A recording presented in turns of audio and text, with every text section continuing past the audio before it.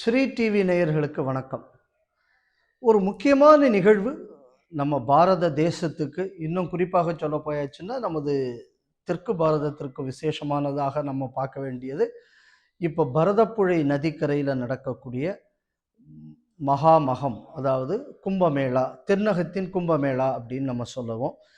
12 ஆண்டுகளுக்கு ஒரு முறை நடக்கக்கூடிய ஒரு ஈவெண்ட். ஆனால் இந்த பரதப்புழையில் இப்போ நடந்துகிட்டு இருக்கக்கூடிய இந்த கும்பமேளாங்கக்கூடியது 250 ஆண்டுகளாக தடைபட்டு இருந்தது. அது ஏன் தடைபட்டு இருந்தது அப்படின்னு பார்க்க போனோம் அப்படின்னா, 250 ஆண்டுகளுக்கு முன்னாடி வெள்ளைக்காரன் வந்து இதை தடை விதிச்சான். ஏன் தடை விதிச்சான்? ஏன்னா இந்த கும்பமேளா இதில் வந்து பல பிரச்சனைகள் வருது. ஊர் 2 கோஷ்டியாக சண்டை போட்டுக்கிறாங்க, இரத்த களரி ஆகிறது, அந்த மாதிரியான பல காரணங்கள் சொன்னால். ஆனால் அதற்கு பின்னணியில் இருந்த விஷயம் என்ன அப்படின்னு சொன்னால், ஒரு இந்திய பண்பாட்டை முடக்க வேண்டும் என்பது முதல் காரணம்.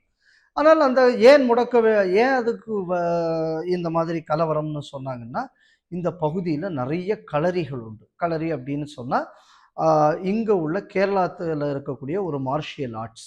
இந்த கேரளத்தோட மார்ஷியல் ஆர்ட்ஸு களரின்னு பெயர். அந்த மாதிரி பல களரியில் இருக்கிறவங்க அங்கே வருவாங்க. பல போட்டிகள் நடக்கும். அந்த போட்டிகள் மார்ஷியல் ஆர்ட்ஸ் அப்படின்னு சொல்லியாச்சுன்னா அதில் ரத்தம் என்பது சாதாரணமாக இருக்கக்கூடியதுதான். ஸோ அந்த மாதிரியான ஒரு சடங்கு இருந்தது. அது ஒரு பழக்கமாகவும் இருந்து உடனே அதெல்லாம் தடை விதித்தார்கள்.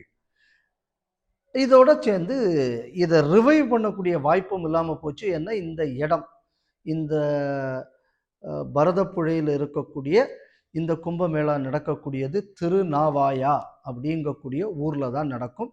அந்த திருநாவாயாங்கக்கூடியது மலப்புரம் மாவட்டத்தில் இருக்கிறது. அங்கே பெருவாரியாக இப்போ வந்து துலுக்கர்களாக ஹிந்துக்கள் மாறின காரணத்தினால இதை ரிவைவ் பண்ணக்கூடிய முயற்சி பெரிய அளவில் நடக்கலை. ஏன்னா நீங்கள் தொடர்ந்து பார்த்தீங்கன்னா ஹைதர் திப்பு படையெடுப்பு, அதை தொடர்ந்த மதமாற்றம், அதுக்கப்புறம் மாப்ளா கலவரம் அப்படின்னு தொடர்ந்து இந்த இடமே வந்து இப்படி ஒரு கலவர பூமியாக மாறிவிட்டது. இப்போ 250 ஆண்டுகளுக்கு அப்புறம் கஷ்டப்பட்டு இப்போ வந்து ஹிந்துக்கள் மீண்டும் இந்த கும்பமேளா, அதாவது இந்த மகாமகம் அப்படிங்கக்கூடிய இந்த ஃபெஸ்டிவலை கொண்டாடுவதற்கு தயாராகி இருக்கிறார்கள். இப்பொழுது அது நடந்தும் வருகிறது. இப்போ இதை பார்த்தீங்க அப்படின்னு சொன்னால் பல நாட்கள் நடக்கும். பல நாட்கள் நடந்து இதில் வந்து விசேஷ ஸ்நானம் அப்படிங்கக்கூடியது வந்து பௌர்ணமி அன்னைக்கு நடக்கும். ஸோ அந்த வைபவம் தான் நம்ம இந்த கும்பமேளா எங்கக்கூடிய மகாமகம் ஃபெஸ்டிவல். இதில் நம்ம எதை கவனிக்கணும்னா, இந்த திருநாவாயா இந்த ஊரில் விசேஷம் என்ன அப்படின்னா, இங்கே போகக்கூடிய இந்த பரதப்புழை நதி, இந்த பரதப்புழை நதியை நிலா அப்படிங்கக்கூடிய பேரில் லோக்கலில் சொல்லுவாங்க. இதுக்கு பேர் பேராறு அப்படின்னு சொல்லித்தான் இந்த ஆறை பற்றிய குறிப்புகள் பல கல்வெட்டுக்கள்லையும் வருகிறது. அப்போ இதுக்கு இந்த பரதப்புழாங்கக்கூடிய நதி ராமனின் தம்பி பரதனுக்குள்ள பேரை முன்வைத்து இந்த பேர் என்பது சூட்டப்பட்டது. ஏன்னா இந்த நதியில் பார்த்தீங்க அப்படின்னா இதுக்கு குந்திப்புழை அப்படின்னு சொல்லி இதுக்கு ஒரு உபநதி இருக்குது, காயத்ரி புழா, இந்த மாதிரி பல கிளை நதிகள் இருக்கு. இந்த நதிக்கரையிலேயே தான் உங்களுக்கு வந்து ராமருக்குள்ள ஆலயங்களும் இந்த பக்கத்தில், இந்த நதியில் இல்லை, இந்த நதிக்கு பக்கத்தில் ஒரு இடத்துல ஒரு அமைந்திருக்கிறது. அந்த மாதிரி இது ஒரு குருவாயூர்லேருந்து கிட்டத்தட்ட 1 மணி நேரத்துக்கிட்ட ட்ராவல், 1லேருந்து 1.5 மணி நேரத்துக்குள்ளே குருவாயூர்லேருந்து நீங்கள் வந்துடலாம். இங்கே வருதுன்னா இது அப்படிப்பட்ட ஒரு விசேஷமான ஸ்தலம். இந்த ஸ்தலத்தில் இருக்கக்கூடிய விசேஷம் என்னென்னா, இந்த திருநாவாயா அப்படிங்கக்கூடியத ஊர் வந்து பரதப்புழை நதிக்கு வடக்கு பக்கத்தில் அமைந்திருக்கிறது. இந்த வடக்கு பக்கத்தில் அமைந்திருக்கக்கூடிய இந்த கோயிலில் இருக்கக்கூடிய திருநாவாயாவில் இருக்கக்கூடிய முகுந்த கிருஷ்ணன் இங்கே உள்ள சுவாமிக்குள்ள பேர். 108 வைணவ திவ்ய தலங்களில் இந்த கோவில் ஒரு முக்கியமான கோவில். இன்னும் சொல்ல போனால் மலைநாட்டு திருப்பதிகளில் எந்த திருப்பதியிலையுமே மகாலட்சுமிக்கு தனி சன்னதி கிடையாது. இந்த ஒரு கோயிலில் மட்டும்தான் மலைநாட்டு திருப்பதியில் வந்து மகாலட்சுமிக்கு தனி சன்னதி உண்டு. இந்த கோவில் இந்த ஸ்தலத்தோடு இன்னொரு சிறப்பு என்னன்னா, இந்த திருநாவாயா கோவிலுங்கக்கூடியது இந்த பரதப்புழைக்கு வடக்கு பக்கம் இருக்கு. இந்த பரதப்புழையாருக்கு தெற்கு பக்கத்தில் பிரம்மாவுக்கும் சிவனுக்கும் கோயில் இருக்கிறது. அதனால இதுக்கு மும்மூர்த்தி திருத்தலம் அப்படிங்கக்கூடிய பேரும் இந்த திருத்தலத்துக்கு இருக்கு. அப்போ இவ்வளவு முக்கியத்துவம் வாய்ந்த இந்த திருத்தலம். அப்போ இதில் இந்த புதுசாக 250 ஆண்டுகளுக்கு பின்னாடி வந்து இந்த மகாமகம், அதாவது கும்பமேளா அப்படிங்கக்கூடியதை ஏன் புனருத்தாரணம் செய்ய வேண்டும், அவ்வளவு என்ன முக்கியத்துவம் அப்படின்னு கேட்டாச்சுன்னா, இது வரலாறு, ஆன்மீகம் அனைத்தையும் பின்னி பிணைந்த ஒரு விழாவாக இந்த விழா நடத்தப்பட்டிருக்கிறது. நமக்கெல்லாம் சேரமான் பெருமானுங்கக்கூடியதை பற்றி தெரியும். நம்ம ஊரில் அரசியலுக்காக பலர் அந்த பெயரை பயன்படுத்தி நம்ம கேட்டிருக்கலாம். இந்த சேரமான் பெருமான் என்கக்கூடியவர் 12 ஆண்டுகளுக்கு ஒரு முறை தேர்வு செய்யப்படுவார். இந்த 12 ஆண்டுக்கு ஒரு முறை எப்படி தேர்வு செய்யப்படுவார் அப்படின்னு சொன்னால், இங்கே பல போட்டிகள் நடக்கும். போட்டி அப்படின்னு சொல்லியாச்சுன்னா என்ன போட்டி அப்படின்னா, மார்ஷியல் ஆர்ட்ஸில் போட்டி, வீர விளையாட்டுக்களில் போட்டி, அதாவது களரியில், வாள்வித்தை, இந்த மாதிரி பல வித்தைகளில் போட்டி நடக்கும்.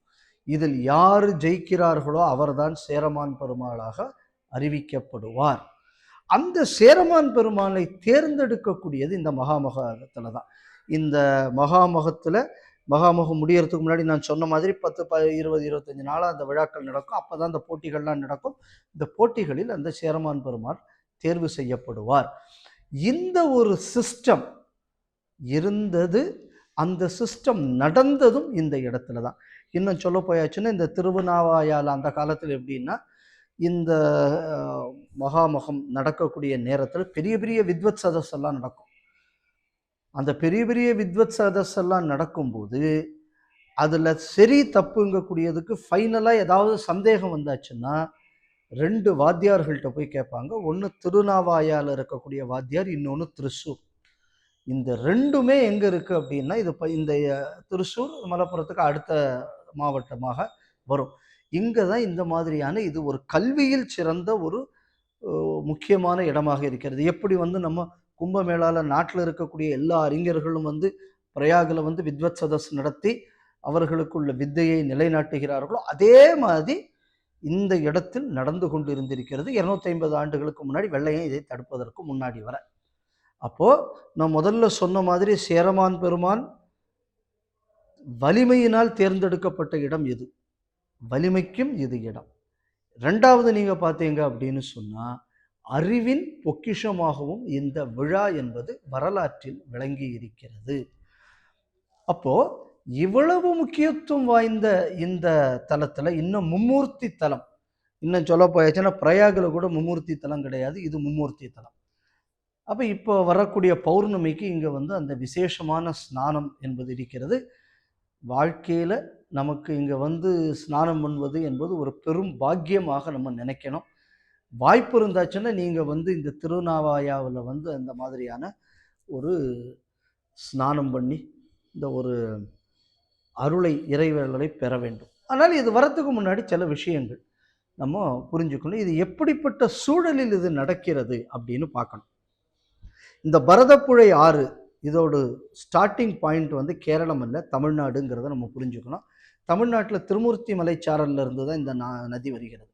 அப்போ இந்த நதி வர்றதுக்காக வேண்டி இது தொடங்கக்கூடிய இடம், அந்த திருமூர்த்தி மலையிலிருந்து வர்ற இடத்திலிருந்து தீர்த்தம் எடுத்துக்கொண்டு வருவதற்காக இந்த ஏற்பாடு பண்ணக்கூடிய ஹிந்துக்கள் முயற்சி செய்தார்கள்.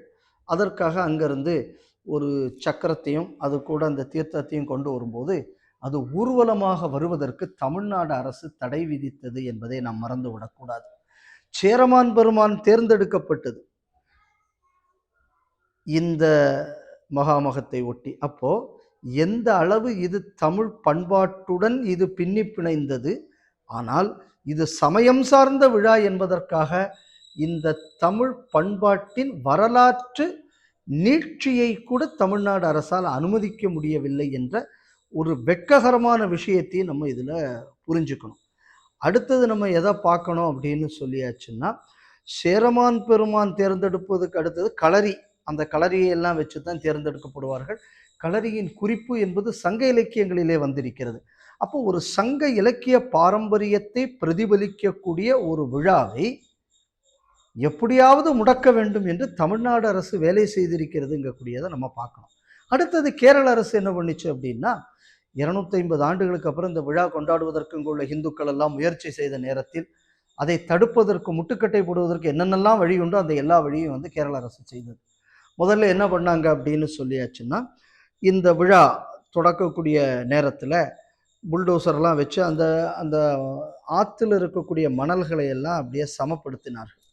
அப்போ இங்கே வந்து ஆற்றுக்குள்ள இதில் புல்டோசர்லாம் வச்சு நீங்கள் சமப்படுத்துறதுனால கேரளாவின் நதிகள் சம்பந்தமான சட்டத்தை மீறுவதாகும் அப்படின்னு சொல்லி இதற்கு முட்டுக்கட்டை போட்டார்கள் முதல்ல. அதுக்கப்புறம் இதுக்கு கடுமையான இந்துக்கள் மத்தியிலிருந்து ஒரு எதிர்ப்பு வந்தது. எதிர்ப்பு வந்ததுக்கப்புறம் என்ன பண்ணாங்க, வேற ஒரு ஆர்டரை போட்டு சரி நீங்கள் அதை பண்ணிக்கிங்கன்னு சொன்னாங்களே தவிர இந்த ஆறுகள் தொடர்பான இதில் இதை நிறுத்த வேண்டும் என்றதை இன்னும் பின் வாங்கவில்லை என்பதையும் நம்ம புரிஞ்சுக்கணும்.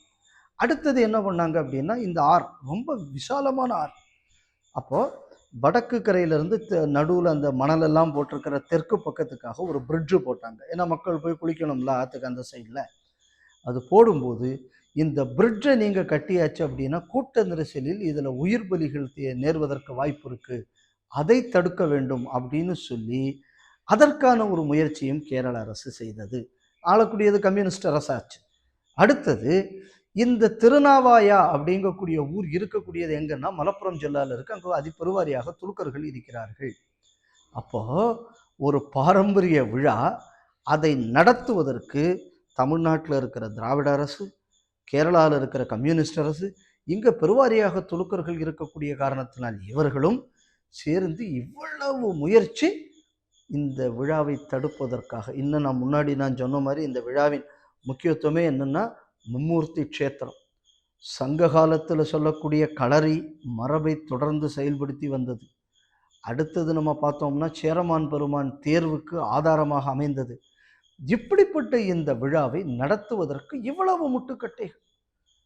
இன்னும் அந்த கோவில், நான் அந்த கோவிலை பற்றி இடையில நான் சொல்ல விட்டுட்டேன். அந்த கோவிலில் நீங்கள் பார்த்தீங்க அப்படின்னா இந்த பேரே நீங்கள் பார்த்தீங்கன்னா திருநாவாயா, நாவா அப்படின்னு சொன்னான்னா கப்பல், ஓடம் அப்படிங்கக்கூடிய அர்த்தம். இதே சங்க இலக்கியத்தில் நம்ம பயன்படுத்துகிற வார்த்தை. இந்த நாவா, இந்த கோவிலை நீங்கள் பார்த்தீங்கன்னா அந்த கோயிலுக்குள்ள அமைப்பை பார்த்தீங்கன்னாலே ஒரு போட்டு மாதிரி இருக்கும். அது கோயிலுக்குள்ளே பார்த்தீங்கன்னா வேறு கேரளா கோவில்கள் மாதிரி இருக்காது. அங்கே நிறைய நம்ம தமிழ் மரபை பிரதிபலிக்கக்கூடிய பல ஆர்கிடெக்சரல் விஷயங்களை கூட நீங்கள் இந்த கோயிலில் பார்க்கலாம்.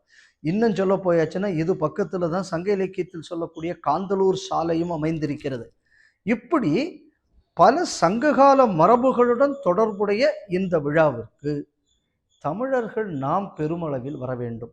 இந்த ஆதரவை நம்ம கொடுக்காம இருந்தாச்சுன்னா இவ்வளவு கஷ்டப்பட்டு இங்கே இருக்கக்கூடிய ஹிந்து அமைப்புகள், ஹிந்து சன்னியாசிகள், ஹிந்து சாதுக்கள் எல்லாம் சேர்ந்து ஒரு 250 ஆண்டுகளாக மறைக்கப்பட்ட, அழிக்கப்பட்ட ஒரு பண்பாட்டை மீட்டுருவாக்கி இருக்கிறார்கள். இதற்கு ஒவ்வொரு தமிழனும் ஆதரவு தெரிவிக்க வேண்டும். உண்மைக்கே சங்க தமிழை பற்றி பேசக்கூடியவர்கள், வரலாற்றை பற்றிய கொஞ்சமாவது ஒரு சிந்தனை இருப்பவர்கள், பக்தி என்பதை உணர்ந்தவர்கள். ஏன்னா அதான் சொன்னேன், மும்மூர்த்தி தலம்னு சொல்லியிருக்கேன். எப்படி எல்லா கூறுகளும் அடங்கிய இந்த திருநாவாயா தலத்திற்கு தயவு செய்து வாருங்கள். இந்த பரதப்புழை நதியில் நம்ம புனித நீராடி விட்டு இந்த பக்கத்தில் இருக்கக்கூடிய முகுந்தனையும் தரிசித்து, இந்த கோவிலில் உள்ள அந்த சுவாமிக்கு பேரே நாவா முகுந்தன்னு தான் பேர். அதை இங்கிலீஷில் எல்லாரும் நவா முகுந்தன்னு படிக்கிறாங்க. அது நவா இல்லை, அது நாவா. நாவான்னா படகுக்கு தான் நாவான்னு நம்ம சொல்லக்கூடியது. இந்த முகுந்தனை பார்த்து விட்டு அந்த பக்கத்தில் இருக்கக்கூடிய பிரம்மாவையும் சிவனையும் நம்ம தரிசனம் பண்ணி விட்டு நம்ம எல்லா வளங்களையும் வாழ்க்கையில் பெற வேண்டும்.